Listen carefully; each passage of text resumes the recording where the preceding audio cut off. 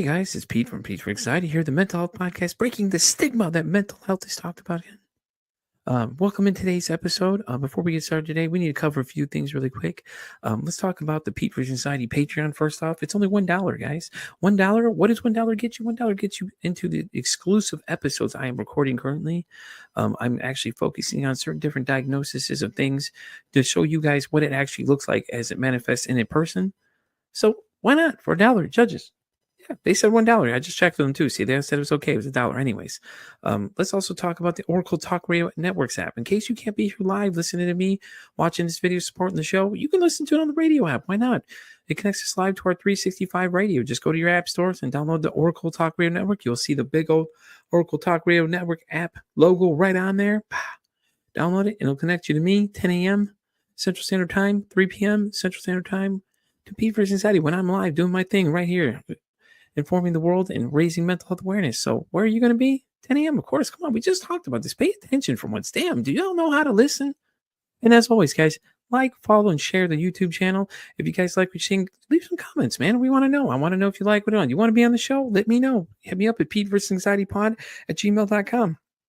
And as always, guys, enjoy the show. And by the way, did I mention to like, share, and subscribe to the YouTube channel as well? Yeah, okay. I just want to make sure because some of y'all are hard of hearing in the back, may have to yell loud or get a megaphone or something. But, anyways, let's get today's show started. Y'all have a great one. Enjoy. Guys, welcome into another exciting episode of Pete versus Anxiety, the mental health podcast, breaking the stigma that mental health is talked about enough. My guest today is the host of It's Not You, Liz Stewarts. How you doing, Liz? I'm fabulous. Fabulous. Welcome back. So what have you been up to? Oh my God, what have I been up to? Ridiculous amount of, just shocking amounts. We've launched parts of the mental wellbeing company over in the UK. It's actually worldwide. Anybody can join it, but we're providing workshops for parents and schools and workplaces and things like that. So yeah, it's been really exciting. That's good though. I mean, I know. Okay, so I think anybody wonders why I asked her what she's been up to. Liz actually was on one of my first few guests that I had before the show even hit the network. And Liz and I had a long conversation. So I invited her to come back so everybody can meet her as well. And since then, she started a podcast. And then I don't know what she happened there. She kind of trailed off on us. So. Yes. Took a week. Well, I'm actually... Yeah, as you know, I was a newbie to podcasting, but I'm really enjoying it. I made a promise on it that I was going to speak about stuff, and it's knowing how deep I want to go. Does that mean you'll know exactly what I mean? Mm-hmm. So it's coming to that kind of how far am I going to go? How quick do I want the podcast to be? That kind of thing. Yeah, well, it also comes down to how often you want to post it. What time, what day you want to post it, what do you want to talk about? Is it going to be an interview? Is it going to be more just informational type things? How long you want it to be? All those factors go into it. Mm-hmm. Absolutely. And sometimes you didn't know that until you're actually doing it as well. So it's all a learning curve. Absolutely. Yeah. So Liz, why don't you give everybody a rundown for everybody who doesn't know who you are? Just give them a little background so they know. For others that have already heard it, it's all right. You guys will get over it. So I'm Liz. I'm from Edinburgh in Scotland. I have been a therapist for 18 years now. I specialise in loads of different things because I've been a therapist for so long. But I became a therapist because I struggled with anxiety myself and my like childhood trauma and stuff like that. So I like to think that I've done the training that encompasses all of it, but I've also had the experience that gives me that insight as well. Yeah, no, and it's of course. So, and I always hear that too. A lot of people that start in one area go to like so many different areas. A lot of people are going to hypnotherapy. I don't know what it is, but everybody seems to be drawn that direction. Like they start out as therapists, or they start out as LCSs and all that stuff, and then they always go to hypnotherapy. And then from hypnotherapy, you get a lot of them that do Reiki masters too. I've had a lot of those over the past week. And it's just interesting, like, hear their stories of they're like, yeah, well, I went to the spiritual side, or I went to the energy side, or I went to the sound healing side. And it's crazy how people don't think about a lot of those things. Because, when sound therapy would fall in that area, they're making music, and the sound of music is helping them soothe or ease whatever problems they're having. Hypnosis, they dig deep in your mind and ask the questions of like your past and the other stuff. What was it? The other one, quantum healing was the other one I was really interested in. The lady I had on here was talking to me about it. And we were discussing how how it works exactly. She's like you got to meditate for like 2 weeks prior to it, so she can break through the Yeah, frontal wall that you have, and then they dig deep and start asking you questions. And I was like, man. So that's on my uh, list of things to do. I'm so far backdated on things. That's one of the things I did want to do too, because she offered to let me do it. She's like, "Yeah, I'll do it for you. If you want to do it, I'll let you try it." I'm like, yeah, "Oh, go for it. That should be part of your thing, P. You'll try everything that comes on the podcast. That should be exactly, your thing. exactly what I'm gonna do." I think I'm gonna do a little sub thing where I do a little review of how it went. Yeah, I'll speak strictly absolutely. from my side of opinions, but I just got to get through it all. I've got another jam-packed week. I got another 8 interviews this week. I did 11 last week. There you go. So, but I've been on the podmatch.com, so it's been really great. It's like a site where they match your guests up with other people and podcast shows. So, but the 2 months I've been there, I've got about 123 messages. Either it was to me or from me to someone asking to be on the show. And, Fantastic. and my success rate is a little below what the regular one is, but sorry, I'm figuring this thing out too. So I'm only 7 months in. I don't know Yeah, everything. just the beginning, exactly. Absolutely. So, but it's been fun since then, and I know we and you've been kept in touch and things like that. And I've talked to a lot of the people I've had originally on the show. We did have some crazy moments after I interviewed you. I had the Columbine school shooter survivor Heidi come on. Oh, really?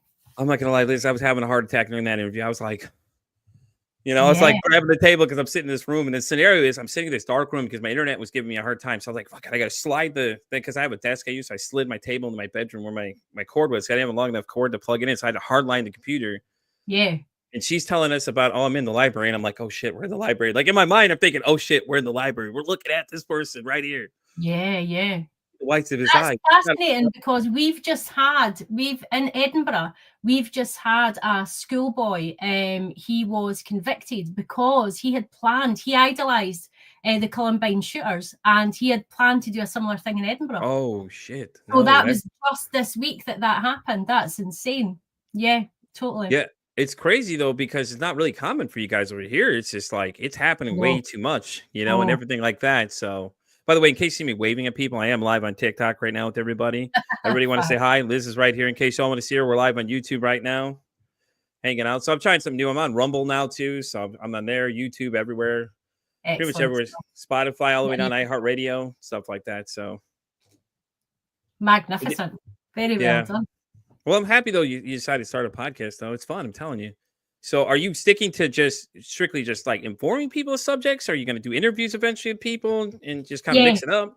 I'm open to everything, to be honest. There's just, I think people, I don't know about America, but in the UK, we're very uninformed about what therapy goes into. I think people think they're going to come into therapy and I'm just going to go, yeah, Yeah, absolutely. And you're like, that's not it. We go into so many different things.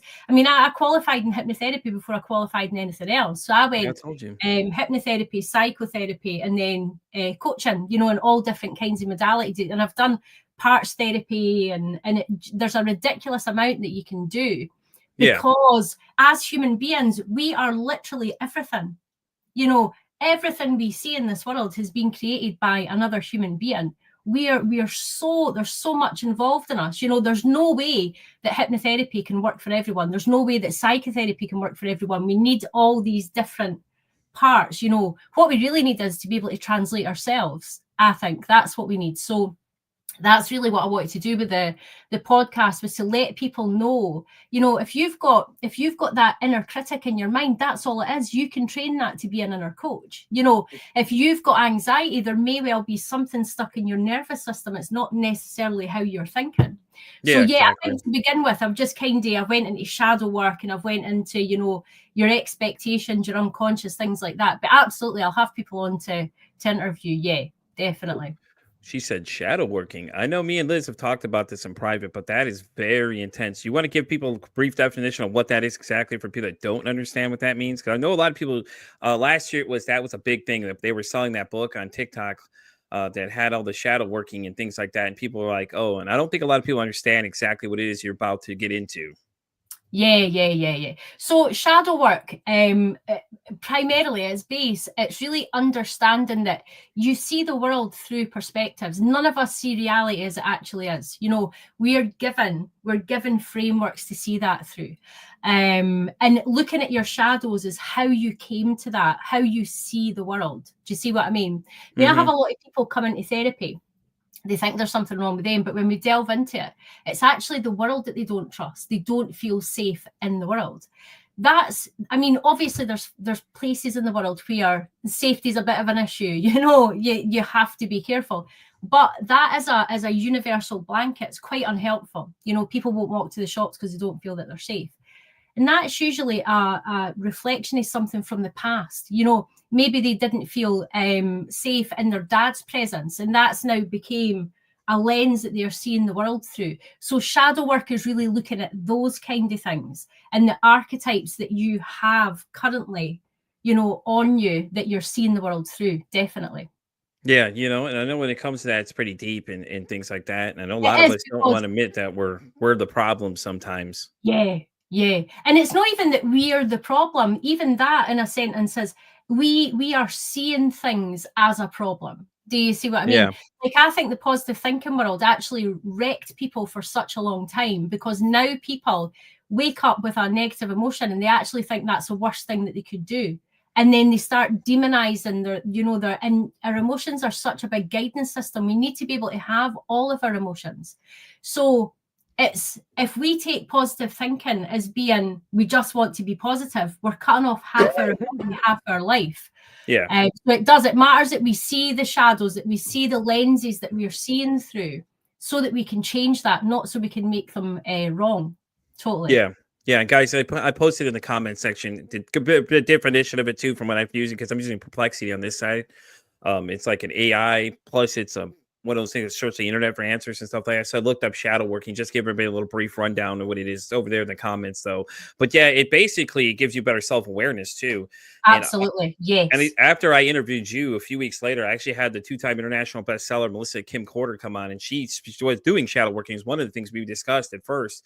We were talking about her book and stuff like that. So it was an awesome interview though. And she came on a second time later on when the show finally hit the network too, and stuff like that. And it was great when she came back, and we were talking about narcissism and things like that too. And it's been crazy ever since then. Last time we talked, I was nowhere even near the thing. Now I've been talking to authors and everything, man. And this week I've got the internationally renowned guy for the Scream Therapy podcast. He does a lot of, he basically mixes punk rock and mental health together, which I think is really interesting. It's really interesting to see, because he said a lot of people have on that say that punk rock saved their life. I'm like, hey, punk rock, all right, now we're talking here, okay? Yeah. Why not? So is everything else going great? The kid's doing great. Is your son still playing his Fortnite? Yes, absolutely. Well, he's away up in Aberdeen, further up in Scotland, doing his something to do with computers. I've no idea. But yes, they're all very happy, and it's coming into spring now here. So everyone just gets into a better sort of feeling, the cold's going away. We're getting into that better weather. It was really sunny today, so everybody was cheery today. Well, that's good though. I mean, I want to go to Scotland sometime. It'd be awesome. I think my wife said it's the same place she wants to check out too. It'd be just so nice to see it though. Be away from everything. I have to deal with people. God, that's a dream. Yeah, I mean, we're no the middle of nowhere that people think we are. Definitely parts of Scotland that are, the Highlands and things like that. And we have a lot of beaches and a lot of fields, but we're not. Edinburgh is very, it's very city-like. So yeah, you get the best of both worlds, I would say. The architecture would be amazing. Everything would just be nice, just to be in the open. Like, I love Canada. Canada's one of my favorite places to visit when I was a kid, man. You just go out there and you hear nothing. Like, when you go out so far out from society, you hear nothing. You just hear. It's just a weird feeling at first, but it's so nice because you don't have all that noise of everything around you. It's beautiful to see the sky like that as well, because when you're in Edinburgh, there's so much light pollution, we can't see the stars at night. When we're down here, because I'm I'd say about 8 miles out of Edinburgh, we can see the stars perfectly at night, and it's so beautiful. Yes, and a wee bit further down for us, where there's like 2 houses rather than a village of houses. What they see in the sky and the silence is gorgeous. Absolutely. Oh my God, I'm telling you, it's so therapeutic too, man, because you can just sit there and clear your thoughts and everything like that. And the other thing too, a lot of people I've been talking to over the last few months, they say meditation's another big thing too, man. It's like meditation, like, oh yeah, we meditate. I'm like, yeah, that's good. Yeah, no, I do like meditation. I like to meditate, but what I can say about that is I had to do trauma work before I was able to meditate. If our brains can't shut down, then chances are, where the nervous system's dysregulated, it's really difficult to meditate when that's the case. And people usually think there's something wrong with them. It's just your nervous system. If we learn how to calm that, and we don't want a consistently calm nervous system either. We want a flexible nervous system that allows us to go, So it leads me to my first question then. Do you have any tips for people, like say they're trying to get to that point of a kind of good balance? Is meditation a good way to lead them to that? Or should they, like you said, prior to it, they have to deal with it. So what would you tell them as a good way to deal with it first? So the first thing that I find works for clients is sit with your emotions, all of them. Don't try and drag any one emotion to a different one, and this is what I'm saying about this continual need to be positive and for things to be good. That can actually give us a fear of negative emotions. So we'll try and avoid them, but we can't avoid emotions. They just get stuck cycling. And that's when we get overwhelmed in the brain. That's when we are, we're constantly feeling things and we just don't want it. And it gets, that kind of, I just don't feel good in my body. If we can sit with because emotions only really last about 90 seconds. It's actually the resistance to the emotions that lasts longer. So the more we can sit with every emotion without making it mean anything, without needing it to go away, then the safer we get in our own bodies, the better we feel in our own bodies. Yeah, that makes sense. So I mean, and that's the crazy thing too. I think that's a hard reality for people is to sit down and look at them, and kind of sort through them. And I think that's really where it really starts at, And like I said, though, meditation is one that came up a lot. Hypnotherapist came up a lot, And the whole great thing though, since the show started, was just like bringing different people from different areas on here to show people that traditional therapy may not be your thing, man. Exactly. But there's so many different people out there that do so many things that help. Precisely. Yeah. And all of it can make a difference. And Mhm. some of it will make no difference to individuals. Yeah, exactly. And that's the thing. The greatest thing we can do for ourselves is full self-acceptance. If we can, I've got a negative emotion, I'm having these negative thoughts, the more we can accept that, because we can't do anything about stuff that we can't accept. We have to accept it. So if we can come to that place where we're like, well, I'm a human being and this is things that human beings encounter, deal with, it's just, and fully accept it. That's the best place we can be. 100%. Yeah, and that's the goal I think for a lot of people is to get to that point. And that's the hard part, is that you have to deal with all these things, and a lot of people just don't want to deal with them because it brings up old feelings of other things, and then well, that's the thing, because 90%, in fact, I'd go as far to say 99% of the stuff that we struggle with has been demonized on our behalf before. We've been told it's wrong. That's why, so we struggle to accept it because we've been told it's unacceptable, but that's the exact reason we're struggling with it. 100%. It's a very good point. It's good. Same thing for men. It's like, you're not allowed to be emotional or suck it up, or if you're depressed, hey, just cheer up, or anxiety. Oh, it's all in your head. What is it? Bipolar gets kind of mixed up with BPD. A lot of times they get, because they're so alike, but BPD is so much more on a magnified scale. And it's always interesting to hear, and then what is it? I listened to one interview. A lady said her mom had 23 different personalities, like multiple personalities. And I had a guest that said that was one of the first cases she was doing while she was going to school. She had to do her clinicals and went into this one interview with somebody that had it. And she's like, yeah, let me tell you, not something for a first year person should be going through, is dealing with that. I'm like, exactly. I don't even know what I would say if someone told me I had multiple personalities. It's like, how do you distort that? That's really what's going on in this case, unless they've been diagnosed already. Yeah. It is. I mean, there's so much. It's such a huge realm, and it annoys me when you see anyone that's saying, I can do something. You're like, we can't do for everyone. There's going to be limitations to all of us, and that's okay. That's not a failing whatsoever. Yeah, absolutely. Yeah. I think one of the biggest topics we have now is people talking about narcissism, and I see a lot of,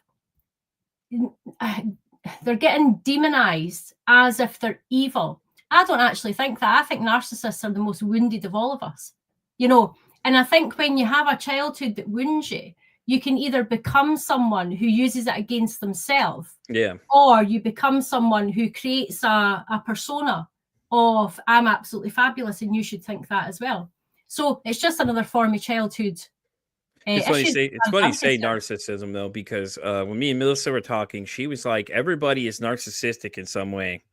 She said it just depends on the degree of how much you go into it. It would make you, you know what I mean? Make you that what they would call like more I mean, there's narcissistic. healthy narcissism for sure. You know, Yeah. we want to hold ourselves in high regard. What we don't want to be doing is holding ourselves in perfect regard, which is an impossible standard, both for us to meet, but also for other people to see. Do you know, like naturally as humans, we are imperfect, and that's fantastic.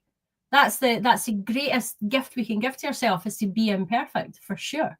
Yeah. And guys, here's a different couple forms of types of narcissism. There's overt narcissism, or it's also called grandiose.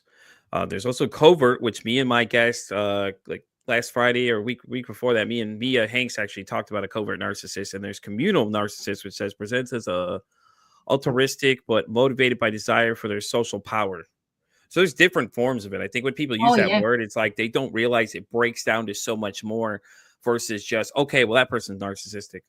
Okay, so maybe they show some traits of it, but really that, or are you just using that word because that's your new favorite word to use? Because it's overused and people use it in the wrong way, and there's so much misinformation out there. It's hard to sort through some of it because you have so many different people's versions of what it's like. Exactly. Yeah. And I think that's what happens is they start getting watered down, and then everybody's like, well, you know, this. And like, well, are you sure? Then we really start digging it. Then they're like, I don't know anymore. See, you're not really sure anymore now that we talked about it a little bit. We just kind of went in a little deeper, you know. Absolutely.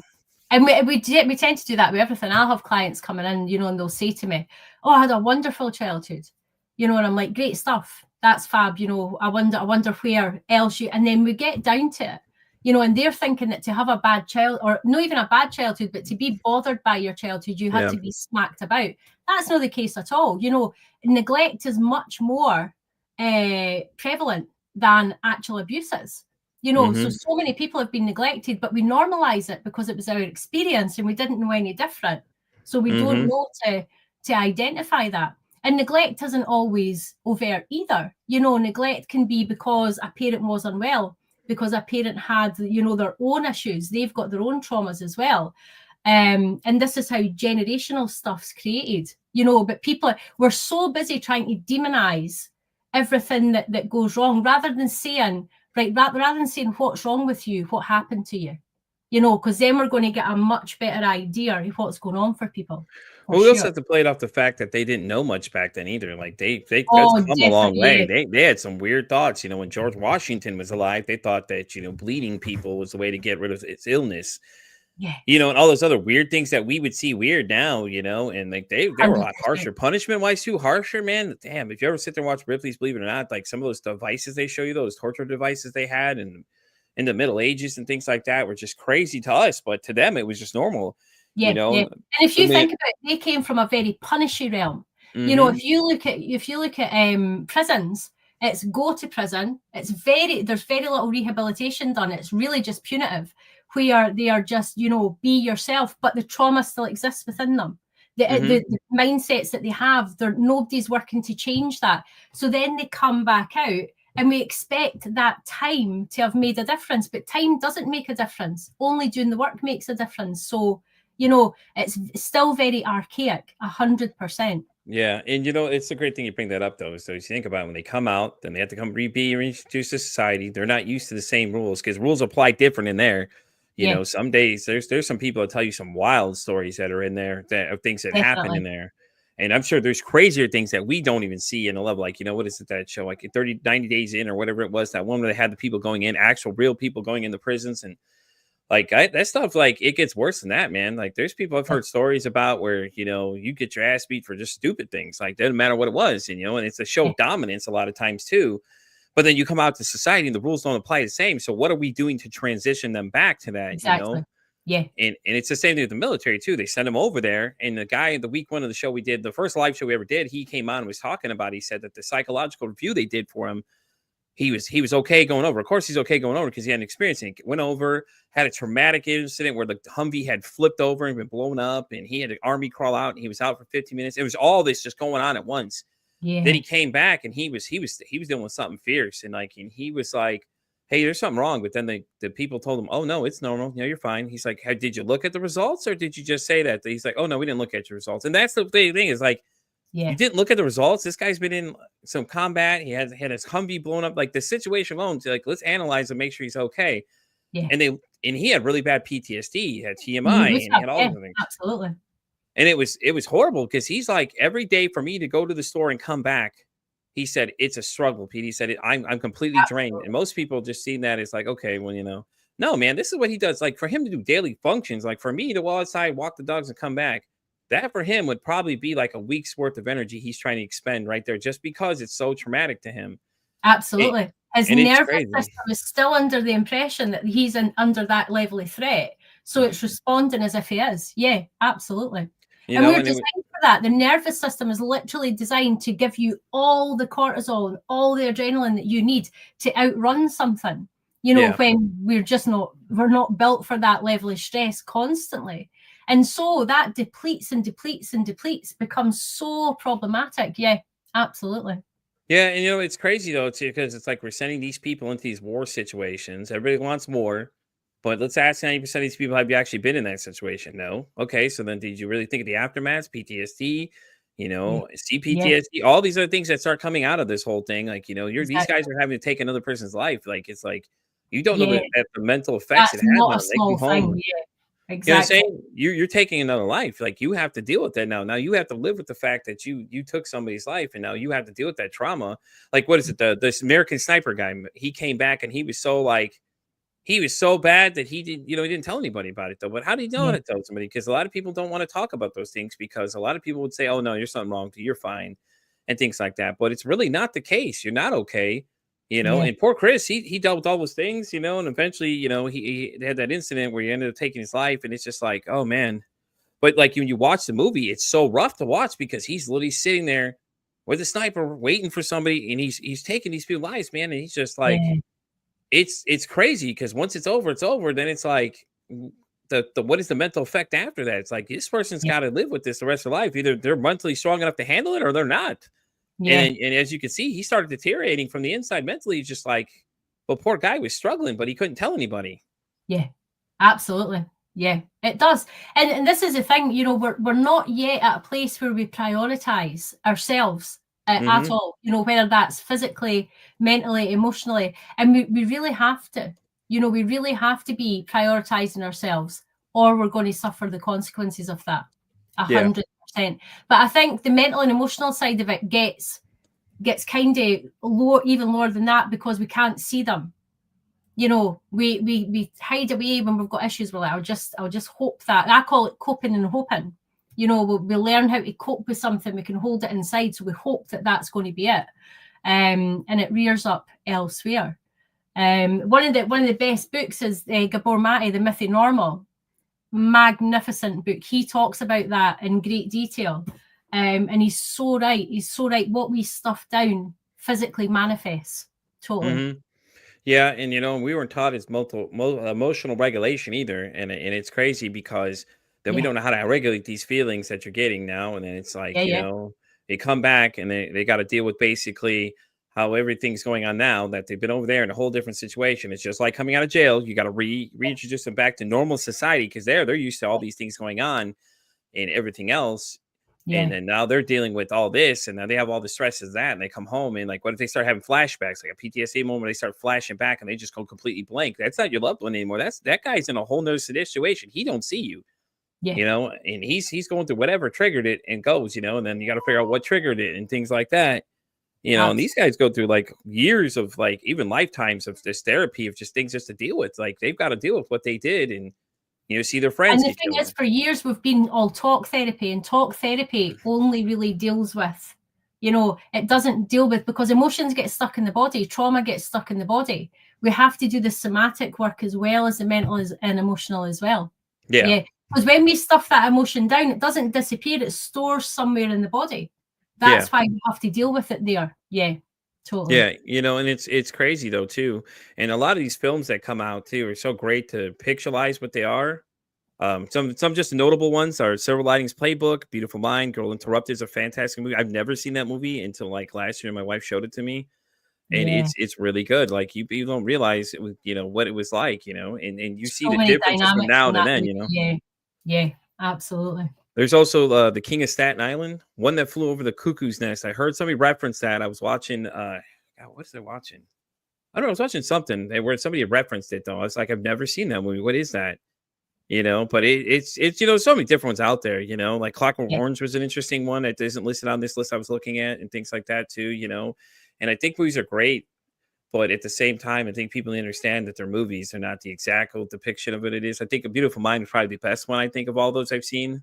I really enjoyed that one too, as well. yeah, And it's just like the whole thing around schizophrenia. It has a stigma itself about how yeah, people yeah, perceive it to be what it isn't, and stuff like that. And it is a lot of these people that are truly geniuses, man, have like I have some mental health issues, which is crazy to be able to tell people because people are like, really? I'm like, yeah, you didn't realize they have these problems. Like but we it was a different time then. So you were taught different things in the beginning, and now we know so much more than we did before. And it's like if we compare it now versus then, man, we just be like, whoa, what are these guys nuts? yeah, and that'll continue. We're persistently moving and changing and learning and realizing, and that's going to keep going. We have to do our best to move with it, I suppose, but always know that it's incomplete. Science by its nature Mm-hmm. is incomplete, so there's Mm-hmm. always more to be learned. And I mean, as humans, again, there's so much to us. We come from a time where everything was very much how it looked, rather than how it was. And TV, and I mean, because if you look about TV in the 70s, it was all very pretty and shiny, Mm-hmm. and it's now we kind of delve a wee bit deeper and we see the imperfections and we understand that these people on TV are just human beings. They are imperfect as well. So there's benefits to that. We're measuring against ourselves against these people consistently, but we know they're imperfect. Whereas a few years ago, that was quite well hidden. Yeah, and you had so many different things going on. That's like nothing like the extreme like we're watching now. Like they had Bonanza, Hawaii Five O was in just in the beginning, Gunsmoke, Here's Lucy, things like that. You're just there, and it's like now you've got some of these like wild shows like the Evil Next Door and all these other like so many different channels and so much different information. It's Yeah, it's an overload though if you think about it because it's so many different things going on, different opinions about everything, and ghost stories and this and that, and there's that, and it's like yeah. hold up. We're bombarded with data consistently all the time. We're not designed to process as much as we do. God, no, we're not. There's too many though. If you think about it, like all the talk shows, like Maury, Jerry Springer was there for our entertainment, and then Dr. Phil finally came out, and and everybody's like, "Oh, Dr. Phil." Dr. Phil is really nothing too big different, except for Dr. Phil is a licensed therapist, But all of the other people have been kind of doing the same thing. Sally Jesse Raphael, Ricky Lake, all these guys have not done these kind of talk show type things where they're analyzing different people. They weren't an Yeah, expert, but they were just giving them space to talk. Jerry Springer was just our trash TV. Let's just call it what it was. Jerry Springer was great for what it was. It was entertaining just to see these goofy people come on there and act kind of foolish, and we all enjoyed yeah, it. And then they had all the game shows and things like that. Now who knows what's on TV anywhere now, man? I hardly ever watch anymore. It's just so many different things going on, so many different channels, and it's so hard to keep up with things. And then you have all the different news media outlets. Well, this one's fake news and that one's fake news. And I'm like, really? It's not the Onion Network, guys. Chill out, okay? yeah, yeah. But it's so much data, so much data. For our brains that just don't have that ability to process all of that at once. But we do, and we need to. Fear of missing out can be a big thing with that. We want to be involved on every platform and sharing stuff on every platform and seeing everything. And it can be ideal to just take a step back for that every now and again and go, yeah, do you know what? I'm just going to let that to the side for sure. There's so many things to watch, Liz. I gotta watch everything. Okay, I have every platform possible. I gotta cycle through 10,000 different ones just to find what I want to watch. And I like their little marketing plays too, of like, oh, well, it's only available on this one. I'm like, you would do that, wouldn't you? Yeah, and it's so funny to see though, because now you have the internet, so now you can watch it on the internet, or you can watch it on your phones, you can watch it here. Before it was okay, it's right here on this TV. If you're not there, you missed out. Yeah, yeah, absolutely. We do. We have to engage our senses though to be healthy. We really have to, and that's part of just like sitting with your emotions. Engaging with all your senses as well. I really like gardening. I've in Scotland we get really bad winters, so everything dies off. But I've built shelves on my kitchen window to have my plants right there, and I deliberately take time in a day to get off all devices and do whatever I need to do with my plants and just spend time in that quiet. That's me actively taking care of my mental health, doing that kind of stuff. But if we are consistently trying to be, doing everything if I was consistently like, I need to do my website, I need to share something on Instagram, I need to get on Facebook and do that, I need to email my clients, that could be really overwhelming. We have to learn where our balance is, because some days I can do 8 hours straight at work, and other days, like I can do 2 clients and I'm like, I need quiet time. We need to start tuning into ourselves more than what's out there, for sure. Are you done classifying me? Because that's not nice. That's exactly what I did at first. It was like that. I could tell you from the beginning, it was just like, I'm trying to do too much at once. Yeah. And now I found systems in place to make it simpler. Now I'm just like, there's some days I just don't even get on anything. I'm like, Sundays, it's just been my cleansing day. I just don't get on anything hardly. Yeah. I'll get on and like watch some videos or something, but I won't participate in other people's things. Because you get these, with TikTok, you get 10,000 invites to all these lives. So this person's live, that person's live, this. I'm like, yeah. Okay, yeah. I see you're all live. Y'all want to talk to me, but you have to understand, like, I'm busy. And like, it's not even like I'm just telling you I'm busy. Some days I do tell I'm busy because my depression kicks in and I'm just like, yeah, I don't want to deal with people in general. Yeah. Yeah. So we have to. It's one of the greatest things we can do for ourselves, for sure. Yeah, I just like to just ignore them. I don't answer phones some days, or my one buddy will call and check in on me, see how I'm doing, because you don't hear from me for a few days. I'm like, I'm alive, man. It just taking a break from everything. I just don't want to do nothing. And it's not even that I lost interest. It's just, I just need a break, man. Like, I deal with people all day. We have to, it's part of ourselves. We have to replenish. We have to do it physically. We know that, we have to sleep. We have to eat well. We have to do it mentally and emotionally as well. Yeah. Yeah. Totally. Yeah. It's good to take a break though. It feels good after a while. So you don't feel like you're so obligated to be somewhere. Well, I got to do this. Oh, I got to do that. I got to answer this. I got to answer that message there. Or I don't answer it, they're going to have a heart attack. I'm like, is it really important? Learn how to prioritize your stuff, guys. Like, make a list and prioritize what is the most important thing to get done, and just decide for that day. You're in the top 5 of that. You heard it from Liz. Like I said, man, top 5. You need to put yourself in that top 5, man, because it's all about you too. Because if you're not functioning well, you're not going to be functioning well for anybody. Exactly. Yeah. And I mean, me being a therapist, I have to take really good care of myself. Me showing up tired or depleted or anything like that for clients, I'm useless to them. I'm not going to make the connections that I need to make in my brain. I'm not going to have the same bandwidth for compassion. I'm not going to be able to show up ideally for anyone. I'm going to get off my sessions. I'm going to go and sit with my family, and I'm going to be deflated for them. Our nervous systems are always communicating with each other. So I need to make sure that I'm like top of my game as much as I can be. We want to be tired at night. We don't want to be exhausted. Yeah, no, I agree. Yeah. I feel that some days it's just like, it's a lot.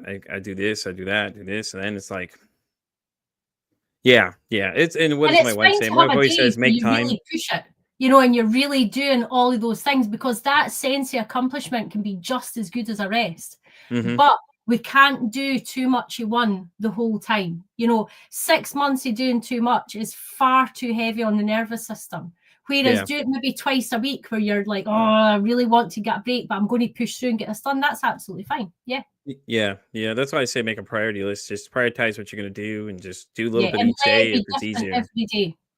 Yeah, just do a little bit each day. It's the easiest way to break it down for a lot of things. Just make sure you do it though, because that sense of accomplishment makes you feel so great.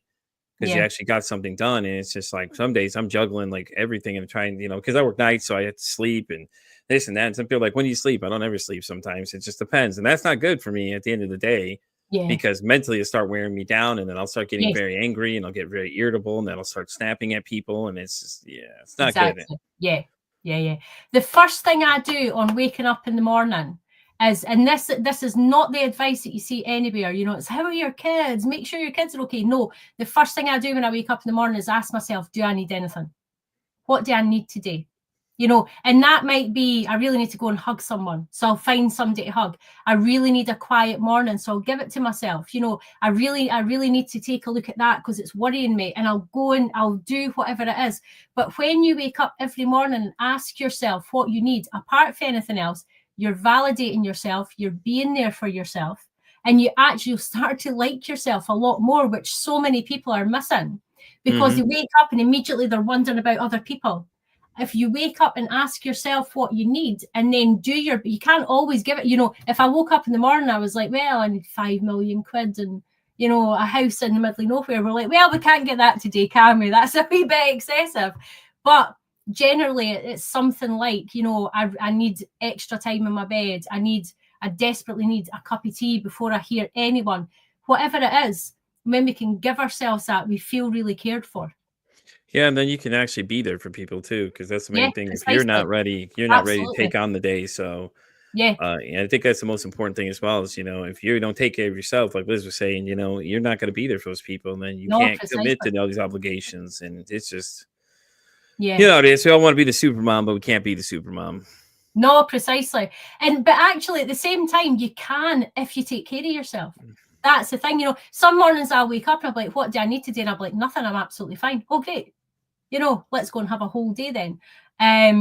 But 100%, too many people are imbalanced because they're trying to do too much for other people. We need to come back to ourselves. Because if I fulfill my needs, nobody else really has to fulfill it for me. If I consistently ignore myself and then I get upset because I feel uncared for, but I'm unconsciously not sure why I feel uncared for because I'm not taking care of myself, I'm probably going to blame other people for that. I'm going to start looking through the lens of you don't care about me because I feel like this. Well, actually, I feel like this because I'm not taking care of me. Exactly. Self-responsibility is a huge part of it for sure. Yeah, definitely. I agree. Because if you don't take care of yourself, you're not good for anybody. And, it's okay too to turn the notifications on silent, guys. Because my phone goes off constantly. I turn mine to silent a lot. Sometimes I leave it on silent because I'm just like, I don't want to deal with all these people texting me. Like, all the things going off, 10,000 different things. And yeah. I try to do too much some days. It's all right. I get there though. I mean, what we have to realize is I didn't think people think about this. Our worth is our attention. That's a commodity in this life. Everyone wants your attention. So realize that when you're given that, you're paying something. You're actually paying what you're giving attention to. So firstly, make sure what you're paying attention to is what you want. That's what you're wanting to be buying. And secondly, understand that's really valuable. When someone gets your attention, that's the greatest value you can give to someone. But we tend to undervalue it and try and overgive it everywhere and really dilute it. No, take it back. It's really valuable. Yeah, because then you get diluted. Yeah, that's a good point there, though. For sure. I've been experiencing that myself at first. Like I said, when I started doing this thing, I was just like taking on so much at once. I'm constantly on my phone and this and that. Now I've got it set up so I have a scheduler, everything does it for me. And I just come and look at it each before I get ready to go. And, I know people find this funny, but I only research most people right before I get on them with them because I think that's perfect. The site I'm on has a really great info page and stuff for everything. So I just go on, do a quick video of the notes, what I want to see, what do we want to talk about type things. And, and it's great now that I know all these things, but, and everybody's like, oh, I want to start a podcast. I'm like, are you sure? Are you sure you really want to start one? Because do you know what you have to deal with? And I'll send people lists of things. I'm like, here's some things you need to consider, just from one of my experiences. And I'll send it to them. And then 90% of them don't respond back. I guess they don't like the list. I'm like, you got to plan it out, man. It takes a lot more than people realize to do these things. Definitely. It's like, oh, I have a great idea for this. Okay, we have a great idea. Now, do you know all these other factors that come with it? How long you want to be and, stuff like that. And it's just like, I just like best of luck to y'all if you want to do it. Like, I have no problem giving you some advice, but my best advice is to you is that you better have a plan in place because if not, you're going to see what chaos is firsthand. And it's just, And then your real test of mental fortitude will come into play because it's like, well, you ready for this? Because it's a stressful thing when you're trying to figure out all these things are going on and all these mishaps are happening. Yeah. Oh, and this person cancels on you, this and that. And it's just like, oh, yeah, there it is. Yeah, absolutely. That's why I started checking in on people like a couple weeks in advance. Hey, listen, double checking. Hey, you're going to be here? Because if not, I've got like a waiting list of people that just want to come on. And it's like, I had to stop because my buddy and my wife were like, are you doing too much? And I'm like, am I doing too much? That's a good question, though. I should ask myself, am I doing too much? Like between now and October, let me look at it really quick. I can tell you, I have a lot. I have scheduled 149 bookings. So between here and October, and I have one in, okay, so I say 148 because one of those is actually into November now. So, and like after we had interviewed within the first week of the show, I was already out to December at one's time slot, which is 10 a.m., which is I was already committed to 10 a.m. here in Oracle, the network I'm on now, and then I was like, okay, well, maybe I'll try 3 p.m., what the heck, see if there's more space open to overflow the demand. And then it was like, okay, boom, December again. I'm like, all right, well, let's see how far this goes. So come November, I put the scheduler in place. I shot to the middle of March within 2 days. I'm like, damn, okay. And this is just Monday. Mind you, this is just Monday. No extra dates, no anything extra I'm doing during the week now. I'm out to July 2025, end of the year. Still haven't opened the calendar up. And we're out to July, almost September at this point. So, I mean, it was just like, Lord. Damn, I may have something here. Like, I may really have something here. And I don't see it for what it is at this point, and I'm still learning things. And it's just like, and then the start of the year, I was like, you know what? If I'm going to do this, I might as well just go for it. So I opened my calendar up a little bit and only do a couple extra ones during the week. And then I found the site I'm on now, and I just like, they're commission interviews, so they help out. But the quality of guests are so high up there that you get some decent ones, except for the one guy I was telling people about that. Yeah, we're not going to talk about it here. But I had an interesting running with somebody on there. He decided he was bigger than life. And I was like, but not for this show, bud. Sorry. Yeah, totally. Absolutely. And that's the other thing, too, I can tell you people as you podcast guys is just understand this is your show. At the end of the day, it's your show. You decide who's on it. If you don't agree with somebody's ego problem, you just tell them to kick rocks, because there's someone always that wants to be on it. If there's a strong enough demand, there's somebody that wants to be there. Like, I found people the morning of the show, like 6 or 7 in the morning, I want to take over a spot that was opened up right away on that and just jump in. There's plenty of people out there. And, and everybody asks, I always ask people, how's your mental health? And it's been going crazy. People asking all the time, hey, Pete, because of you, I'm asking people, how's my mental health? And things like that. It's great to hear people are taking after something I say, and I may not be the originator of it, but, things like that. Anybody's on TikTok, go take the challenge. It's on there. There's a video posted how you can challenge one of your friends to ask someone how your mental health is, and you're tagging people. And that started taking off a bit. So, a lot going on, man. So when are you going to start bringing us more podcast episodes? When are you going to have me on there, most importantly? Oh, I don't know. I need it. Do you know, have you ever looked at your human design? Mm-hmm. Yeah. So I'm a manifesting generator. So this fits right into my human design. I'm very much like, oh yeah, I'm into that. Just I'll do it. And then you have a break and then you go back to it. So it makes sense. But yeah, I think summertime I'll start interviewing people, and I'll have you on first, Pete. Absolutely. You heard it here first, guys. I'll be the first one on there. You will. You'll be my first interviewee. Oh, speaking of interviews, actually, I have to tell everybody, I did get a spot on the one called Humanity 2.0. This woman, Vanessa, she goes like Vanessa the Vivacious. She had done a project called Are You Happy? So basically the scenario setup was like, hey, they walked up to random people on the street and said, hey, are you happy? And then recorded what the responses was, uncut, because these are people's answers. Obviously, like, it's uncut, and she took all the some of the extra footage and started a podcast called Humanity 2.0. So the other account had 4.6 million followers, just asking the question, are you happy? Wow. Yeah. I was like, damn, all right, okay. So yeah, that's awesome. And then she was like, yeah, I interviewed her and we were talking about it. She said, by the end of the interview, she's like, well, wait, we didn't get to talk about you as much. I'm like, yeah, I know. So I will be on the show, though. I am on a couple other podcasts. I just finished one called the other day. Oh no, my other episode's already out. It's what is it? Emotionally Unavailable with Melissa Hepper. She was awesome. She's a good friend of mine now too. We talk all the time.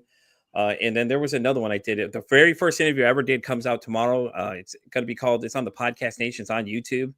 It's the first one I did right before I did my first episode of the network. That morning, I did an interview with a gentleman named Rory. He basically interviews podcasters and stuff, and he highlights them basically. And it's so cool because that's all he does all day. He literally sits there and interviews all these different people that are getting ready to do it. And that morning was the first interview I ever done for the show prior to the network. And that was the same day the network we started, which I think was September.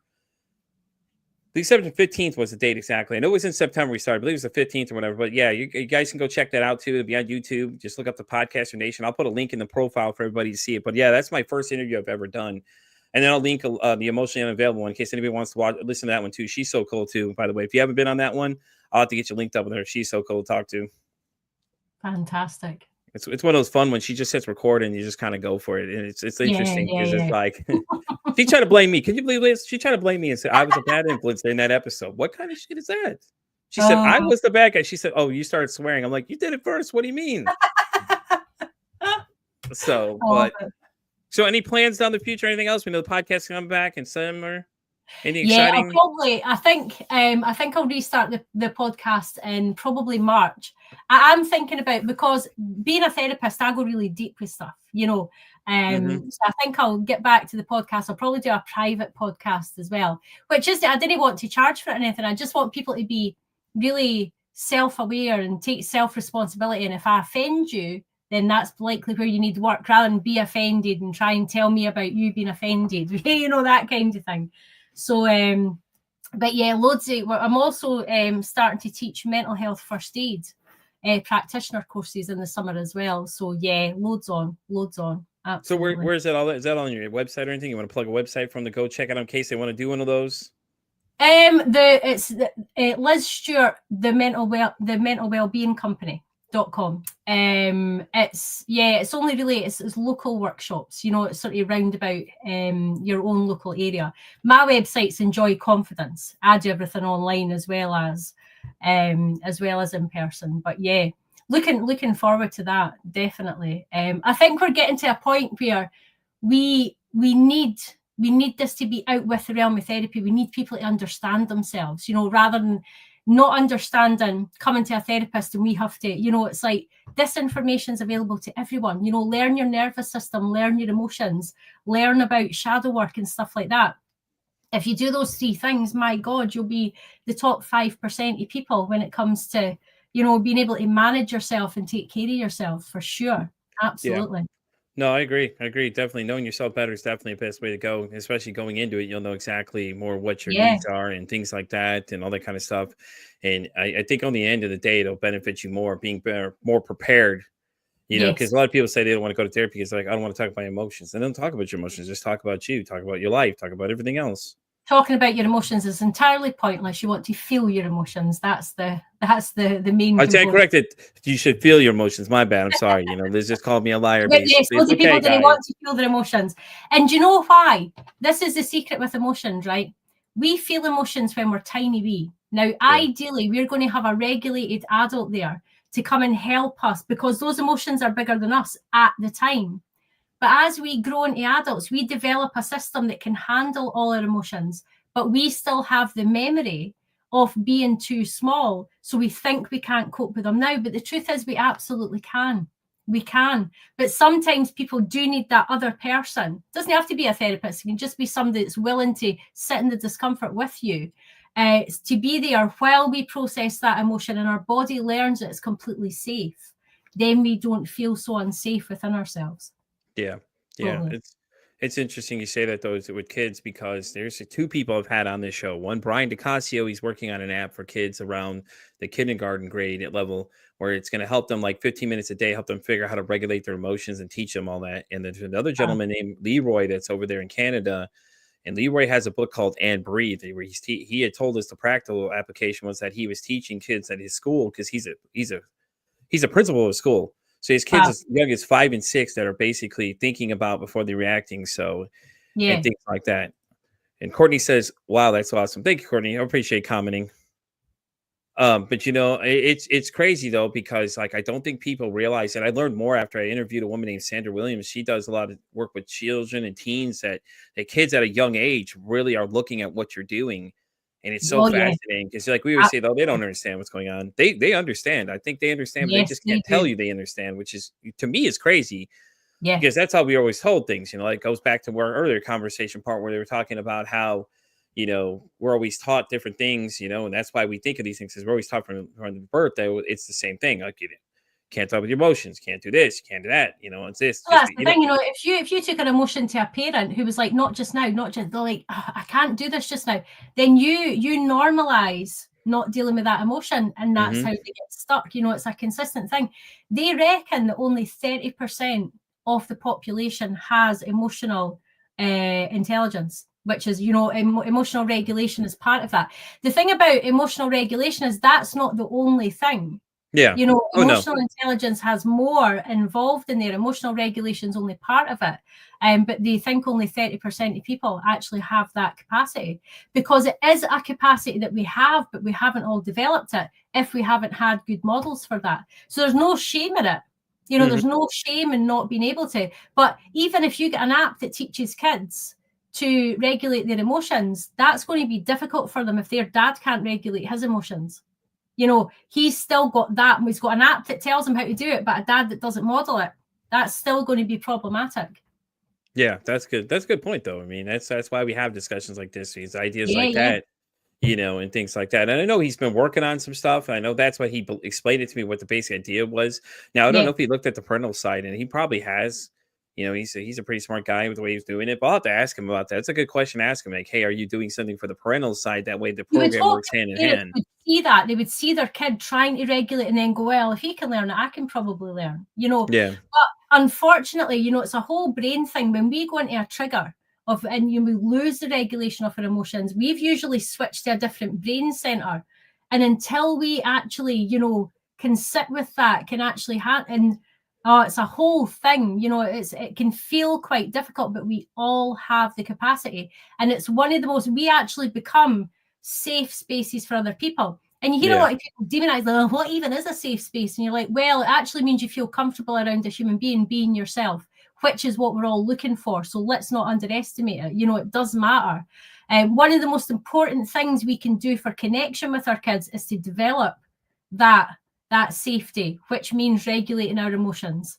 Makes such a difference to kids, such a difference to their attachment and everything. Yeah. Well, guys, as we get ready to wrap up this episode, Liz, once again, thanks so much for coming back. It was great. Thank you for having me. So let me ask you the main question I've been asking people lately. If you could break one stigma about mental health, what would it be? It's not you. It's not you. It's something you have learned. It's something that's been normalized or practiced to you, but you underneath it all are a wonderful whole individual. You just have to develop that awareness. There you go. You guys heard it from yourself. Hey, guys, go check out Liz's podcast. There are episodes up there right now. She said she'll be back. She's trying for March, but that doesn't hurt to subscribe, though. You can at least subscribe and let her know what you like so far, what she's got, and she'll keep you posted, and it'll let you know when it comes out again. She's on Instagram at Liz is my therapist, right? Isn't that what yours is on there? Liz my therapist. Yeah. There you go. Liz my therapist on Instagram. Are you on anything else right now? No, that's pretty much it at the moment. Yeah. Okay. Well, guys, you know where to find me. I'm Pete for Exciting and pretty much everything. X, TikTok, all the way down to, everything else, like Visa, wherever you want me to be. I'm even on Rumble. And once again, Liz, thank you so much for coming. Guys, look out for new stuff coming out in March. I'll be on there as soon as we do an interview, and then we'll let you know when that one comes out. I'll try to be as entertaining as I am here as always, So, guys, as I always say, it costs nothing to be kind to somebody. One kind act you could do could save somebody's life or even save their day. Hey, I'm Pete for Anxiety saying, hey, don't ask how your day is. Ask how your